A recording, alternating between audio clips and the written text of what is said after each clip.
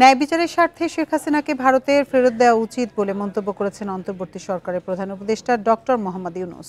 শেখ হাসিনাকে ফিরিয়ে আনার চেষ্টা করা হবে বলে জানিয়েছেন তিনি।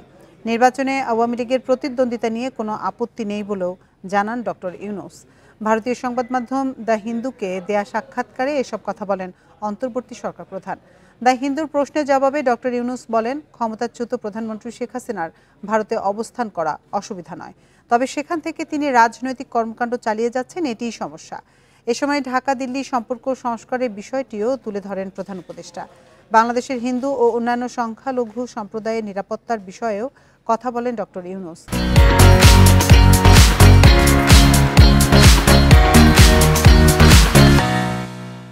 সংখ্যালঘুদের নিয়ে নতুন মার্কিন প্রেসিডেন্ট ডোনাল্ড ট্রাম্পের উদ্বেগকে প্রোপাগান্ডা বলে মন্তব্য করেন প্রধান উপদেষ্টা।